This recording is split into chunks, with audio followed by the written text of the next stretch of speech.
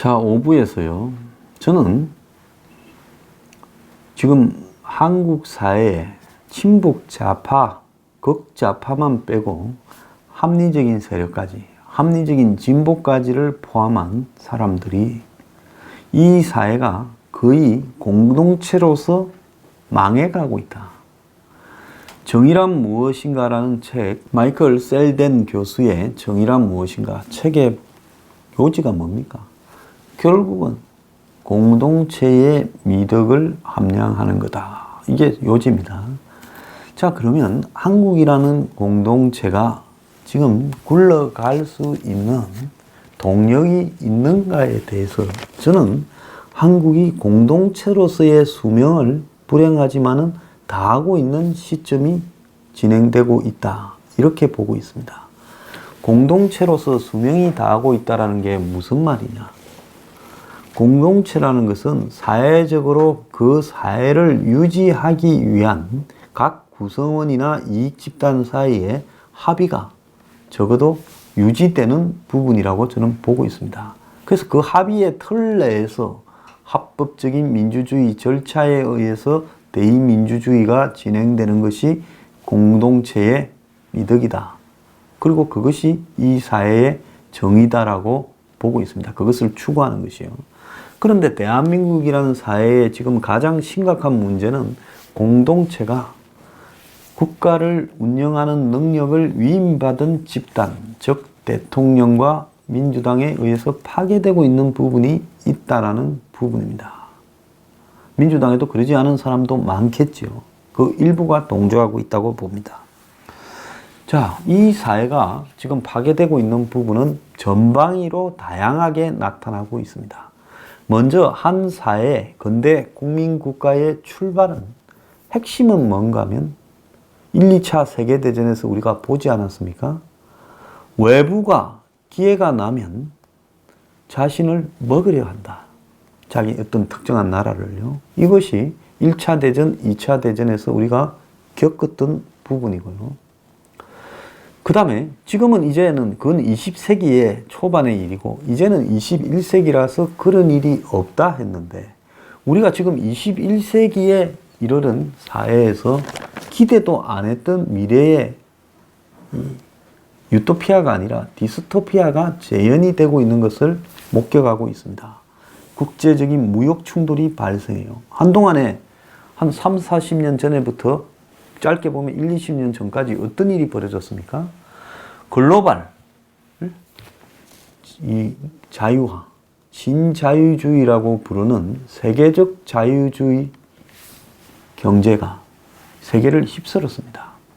그래서 WTO 체제, 가트 체제를 대신한 그런 체제 하에서 뭡니까? 돈과 사람과 물자가 자유로 이동하고 한때 EU가 또 그런 부분에 물론 블록 경제권이지만은 대명사처럼 보였고 미국이 신자유주의의 천병에 선 나라처럼 보여서 얄팍한 경제적 지식으로 비교 우위에 의해서 무역을 하면 모든 나라들이 이익을 본다. 그래서 이 글로벌 한마디로 자유무역이 대세다. 그리고 거기에 기반을 둔 자유민주주의 나라들은 이제 어느 정도의 궤도에 오르면 추락하지 않고 점점 번성해 갈 거고 그래서 자유무역, 자유시장에 기반을 둔 민주주의, 자유민주주의는 이제는 이 세계에서 후퇴하지 않고 지속적으로 발전해가는 최종의 사회 구조이다. 그것이 역사의 종말이라는 프랜시스 후쿠야마의 결론이었지 않습니까? 91년 동구권의 몰락 이후에요. 근데 그로부터 30년이 다 돼가는 지금에서 그런 자유시장 경제와 자유민주주의가 최종적인 대안이 되지 못하고 미국이나 독일 같은 사회에서조차도 사회의 기본적 기반과 합의가 흔들리고 있다. 독일을 위한 대안 AfD라는 정당이 얼마나 득세를 하고 있는가를 한번 보십시오. 프랑스에서조차도 지금 자기 총선의 예상이 국민 전선이 1등이 나오고 있답니다. 마크롱의 이 정당이 밀리고 있어요. 여론조사에서요. 그게 뭘 의미하는가 하면 전 세계가 지금 완전히 기존의 사회 합의가 무너져가는 단계에 내몰려가고 있다는 겁니다. 그러면서 파퓰리즘이 덕세하고 세계를 휩쓸고 있어요. 아주 한 가지 컬러도 아니고 아주 다양한 형태의 파퓰리즘이 지금 세계를 휩쓸고 있고, 한때 트럼프의 고문이라던 스티브 배너는 이제 유럽으로 가서 유럽의 파퓰리즘을 전파하겠다라고, 그것이 대세다라고까지 이야기를 하고 있습니다. 자, 이런 사회에서 한국이 국가로서 영속해 나가려고 하면 뭘 해야 되는가? 저는 그 부분에 대해서요, 다음에 한국에 등장할 정권은 세 가지에 대해서 국민투표를 붙여서 국민적 동의를 끌어내야 된다고 생각을 하고 있습니다. 왜 그러냐? 이 세 가지는, 하나는 대북 안보 문제고요. 두 번째는 민노총과 같은 강성 노조입니다. 요즘 민노총, 한국노총 할 것 없이 다 노조는 죄다 정치판으로 지금 쏠려 들어가 버렸어요. 그리고 세 번째는 국민의 주거입니다. 지금 한번 보십시오. 지방은 집값이 내려가가 전세값도 되지 않아가 난리고, 중앙은 집값이 폭등해서 서울 수도권은 한마디로 집을 살 수 없어가 난리가 나고, 이걸 두들겨 잡는다고 또 정책 발표를 하면 그 후유증으로 시장이 얼어붙어 가지고 난리가 납니다. 이것 때문에 사람들이 소비도 하지 못하고 평생을 개고생하면서 집 한 채 때문에 지상에 태어났다가 집 한 채를 어떤 사람은 겨우 이루자 말자 가거나, 안 그러면 그것 때문에 빚더미에 올라앉거나, 안 그러면 절반쯤은 집을 가지지도 못하고 사라져 갑니다. 이 미친 짓이라고 저는 보고 있습니다. 그래서 다음 정권에 우리가 차지를 하면 대선 총선 공약으로 저는 대북 안보와 이 강경 노조와 주거 문제, 이 세 가지를 국민투표에 붙여가지고 국민투표의 결론에 따라서, 이 만약에 국민투표를 통과하면, 통과하지 않으면 집권하고 난 뒤에 곧바로 내놓겠다. 통과하면 이걸 헌법을 개정해서 헌법 정신에 이 세 가지를 박아버려서 두 번 다시 손을 댈 수 없도록 이렇게 만들겠다. 자, 이 부분을 공약으로 내걸 필요가 있다고 저는 보고 있습니다. 자, 이게 좀 황당한 가설 같지만은, 지금 우리가 김대중 노무현을 거쳐서 친북 쪽으로 가다가 또 이명박 박근혜를 거치면서 반북 쪽으로 오다가, 그러면서 다시 또 이 문재인을 거쳐서 친북 쪽으로 가는 이 행보가 대한민국의 지속에 얼마나 방해가 되고 있느냐. 실제로 국민의 다수는 자신의 주관과 개성을 가지고 현상을 객관적으로 바라보려고 노력하기보다는 권력을 잡은 사람이 언론을 동원해서 대중을 선동해 나갈 때 거의 대부분이 그걸 견디지 못하고 그 선동에 휩쓸려 가는 사람들입니다. 그러다가 이제 경제 상황이 안 좋아지고 이렇게 불만이 쌓이면 이제 내가 선동당했던 부분에서 좀비가 깨어나듯이 덜 깨어나는 거예요. 그래서 국민의 7, 80%가 좀비 상태로 사실상 살아가는 사람들이다. 이걸 부인할 수 없다고 저는 봅니다. 어떤 선동이든지 끌면 끄는 대로 끌려간다는 거죠. 자, 그렇기 때문에 이 안보 문제에서 해서는 안 될 일들을 군사합의나 판문점 평양선언이라며 너무 많이 지금 북쪽으로 가고 있고, 한미동맹을 거의 파괴하면서 한미 간의 관계가 아무런 최소한의 의리나 신의조차도 남아있지 않은 형태로 가고 있고, 여기에 대해서 국방부에 소속된 대한민국의 군인이라고 하는 장성들, 장교들부터 시작해서 밑에까지 누구도 그렇게 가서는 안 된다라고 전문성을 가지고 양심으로 말을 하는 사람이 하나도 없다라는 겁니다. 현역 군인 중에서 옛날에 제가 민주화 운동 이런 것들을 하던 시기에 보면 군인 중에 양심 선언을 해서 부정투표 이런 걸 갖다가 막아야 된다는 사람이 있었어요. 저도 그런 걸 하기도 했습니다. 그런데 지금 대한민국의 군인들 중에서 누구 한 명도 이 안보 해체, GP를 갖다가 파괴하고 태극기를 내리고 철책을 넣었는데 그 사람들 마음속에서 이것이 평화가 온다고 생각했겠습니까? 억울하다. 얼마나 개고생하면서 이걸 쌓고 지키고 있었는데 이제 이걸 북한의 계략에 의해서 우리가 GP에서 쫓겨나는구나 하고 비참함을 느끼겠습니까? 자, 그리고 서해에 지금 하구원 조사한다면서 저걸 무슨 파헤쳐가지고 무슨 자갈 모래를 팔아먹니부터 시작해서 남북이 공동으로 이용하니 하는데 김포 하구예요. 그게 가능하다고 보십니까? 만약에 그렇게 되었을 때 앞으로 북한에게 서울을 그냥 아가리채 열어서 들어오라고 내주는 게 되지 않겠냐는 겁니다. 북한이 지금 비핵화를 하지 않고 있고 미사일 기지를 두고 있는 모습을 보면서도요. 이런 게 옳은지 정당한지 잘못된 일인지 6.25 때 그렇게 한 뼘이라도 점령하겠다고 싸우던 그 고지를요. 그래서 시체조차도 회수하지 못하고 정전을 했던 그 고지를 피로서 1m씩 쌓아온 고지를 그걸 갖다가 지금 지뢰를 제거하고 철책을 제거하고 도로를 만들고 공원을 만든다는 데 대해서 아무도 가책도 없습니다. 그러면 대한민국의 국방이라는 것이 1년에 40몇 조씩을 투입해서 무엇 때문에 지금까지 지켜왔는가? 자, 대한민국의 월급을 받는 군인들이 수십만 명인데 이들 중에 양심 있는 사람이 하나도 없는가? 정말 저는 심각한 문제라고 보고요.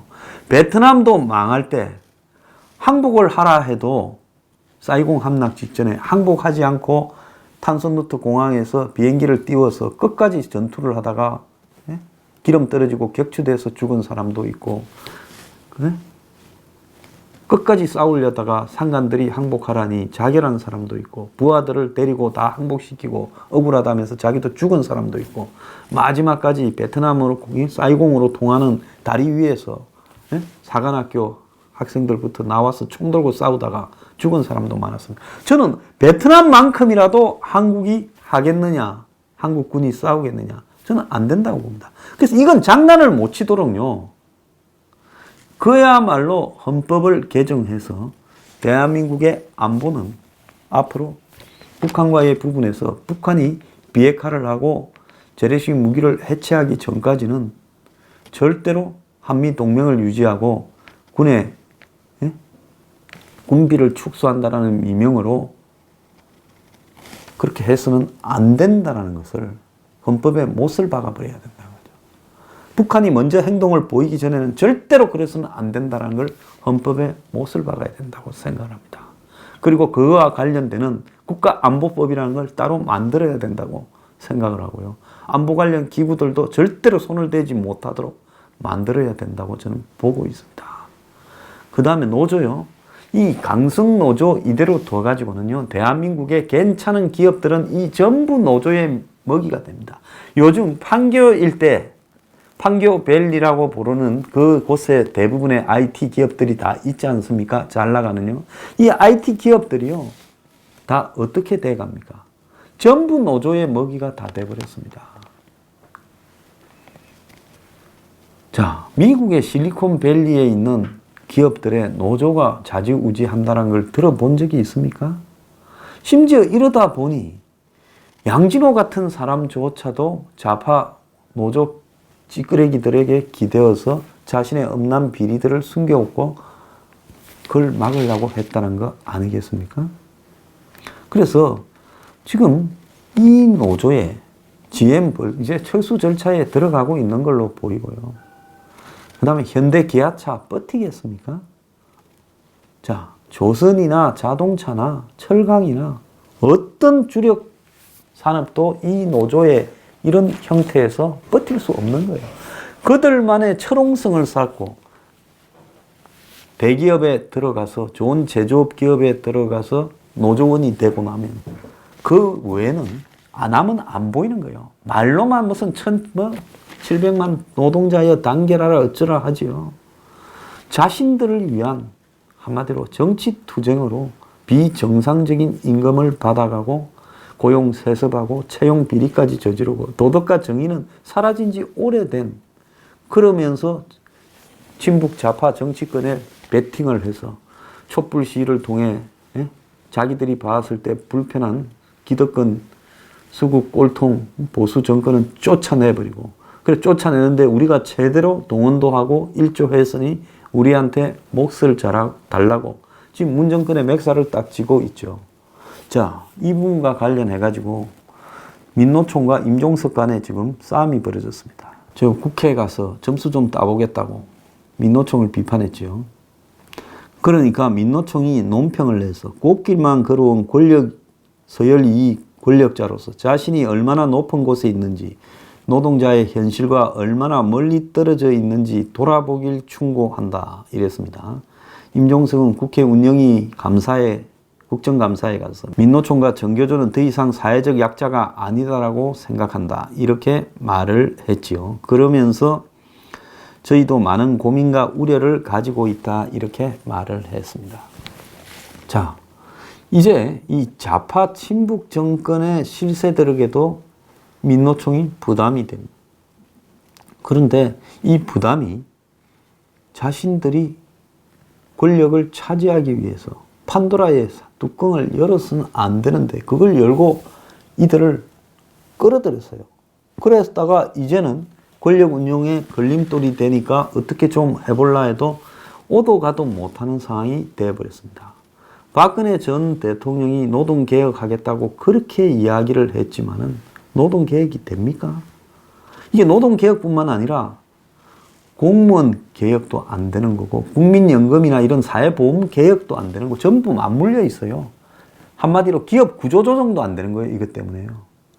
자, 이렇게 폐해가 심한 한국의 노동 집단을 이대로 제가 봤을 때 방치하다가는 이제는 나라 전체를 안고 같이 죽을 겁니다. 이들이요. 그러면 이들을 한마디로 정리를 하려면 뭔가가 국민적 동의를 구해서 정권을 가지고 칼을 휘둘러야 정리가 될 건데 지금 한국이 저는 아르헨티나 꼴로 들어가고 있다고 보고 있습니다. 아르헨티나가 패론주의 하면서 노동자들을 끌어들였다가 정치판에 그 뒤로 망해버려가지고 저래 돼버렸잖아요. 자, 그러면 과연 보수 정권이 집권한다고 이 상태로 민노총이나 이런 노동구조 개혁을 할 수 있겠습니까? 못합니다. 박근혜 이명박도 못했어요. 이명박은 노동자 다루는 천재였는데도 손도 못 댔어요. 오히려 박이 한번 해보겠다 하다가 손도 못 댔습니다. 자, 그러면 이거 어떻게 할 거냐. 국민투표 딱 붙였어요. 통과되면 그 힘을 가지고 그 국민투표에 한마디로 노동개혁을 위한 정권을 시한부로 위임한다라고 단수 조항을 이렇게 헌법의 위임에 의해서 법률에 세부 노동개혁 법안이라는 것을 이렇게 담아가지고 헌법과 법률에 의해서 이걸 해야 된다고 저는 보고 있습니다. 그래서 강제적으로 조정하고 조정에 응하지 않으면 공권력을 투입하고요. 그래서 진짜 생존권을 위협하지 않는 부분에 대해서 노동자가 정치임금을 받고 과도한 요구를 하고 불법 파업을 자행하고 거리로 나가서 압력을 행사하고 삼자 개입을 하고 하는 부분에 대해서 아예 근처에도 못 오게 과감하게 밀어붙여 버려야 된다고 보고 있습니다. 이게 아니고는요, 대한민국은 다 같이 죽자는 거예요. 그래서 이거는 국민의 위임된 권력에 의해서 이런 노동개혁이 저는 가능하다고 보고 있습니다. 세 번째로는요, 대한민국의 주거 문제에 대해서 과감하게 싱가포르식의 국가적 주거 공급, 이거요, 부동산으로 돈을 버는 우리 사회의 상류 기득권들이 하도 많아서 그들이 우리 사회의 모든 방향을 좌지우지하고 그들의 대변인 역할을 하는 언론들이 또 분위기를 잡기 때문에 죽었다 깨어나도 아무리 개혁적인 사람이 와도 이 부동산 개혁을 못할 거라고 봅니다. 그래서 부동산에서 과감한 국가 주도의 한마디로 이 부동산 공급이 사회주의입니까? 공짜로 주게요. 싱가포르식으로 국가 주도의 부동산 개혁 정책을 해서 자기의 수준에 맞게 집을 소유하도록 국가가 앞장을 서야 된다는 걸 이야기를 하는 겁니다. 민간 시장은 민간에 맡기면 되죠. 그러면 민간 시장의 가격이 떨어지겠죠. 그게 두려워서 이걸 못하게 하는 거 아니겠습니까? 그래서 공무원도, 법조인도, 언론인도, 정치인도 다 부동산으로 덕을 보고 있으니 이걸 안 하는 겁니다. 이걸 해야 한국이 살아난대요. 그래서 이것도 국민투표에 붙였어요. 통과되면 과감하게 밀어붙여야 된다고 봅니다. 이 세 가지만 하면요, 한국 사람들이 고통받지 않고 나라가 정상으로 굴러가면서 제대로 돌아가는 나라가 될 거예요. 경제에서 경쟁력을 가지고, 그 다음에 부동산에서 지나치게 집에 신경을 쓰지 않음으로써 소비도 늘어나고, 소비가 늘면 투자도 늘어나고요. 그러면서 출산도 하고, 예? 그래서 저출산 고령화에도 대응할 수 있는 겁니다. 사회적 재생산이 되는 거죠. 자, 그렇게 하면서 안보는 지키고. 그래서 이런 문제들을 다음 대선에 기본적인 이슈로 내어 걸고, 총선에서부터 그래야 된다고 봅니다. 그래서 대선에서도 내어 걸고, 그걸 가지고 국민투표 붙여서 만약에 통과 안 되면 3개 중에 1개라도 우리는 정권 내놓겠다. 누군가는 한 번은요, 희생과 모험을 하고 성부수를 던져야 대한민국의 고질적인 문제가 어디서는가는 이렇게 차단이 되고, 한번 차단을 해서 꼬리를 자르고 넘어갈 수 있는 겁니다. 그렇지 않고요, 이런 악순환, 반복의 악순환이나 그때 그냥 자신의 이해관계, 정파의 이해관계에 따라서 대충 그냥 집권하면 또 뭉개고 이런 식으로 가면요, 이건 답도 없는 문제라고 보고요. 이제는 대한민국은 미래가 없는 곧 망할 사회가 될 것은 틀림없습니다. 경제에서, 안보에서요, 국민 생존에서 다 망해버려요. 그냥 서로가 서로를 뜯어먹는 아기 같은 사회가 될 겁니다. 그걸 원하십니까? 어디선가는 셋업을 해서 전부 사람답게 한번 살아보기를 원하십니까? 이런 부분에 대해서요, 반드시 다음 총선 대선에 정치 세력이 나와서 이걸 내걸어야 된다고 봅니다. 한국당이 내걸면 더 좋고요. 그게 아니라 그냥 반문연대로 정권 넘기라 이랬다가요, 또 넘겨받고 나면 똑같이 또 짓거리 하다가 또 정권 뺏겼다가 또 더 친북 좌파로 갔다가 우왕좌왕 왔다리 갔다리 하다가 이 나라는 끝나는 겁니다. 국민이 정신 차려야 됩니다.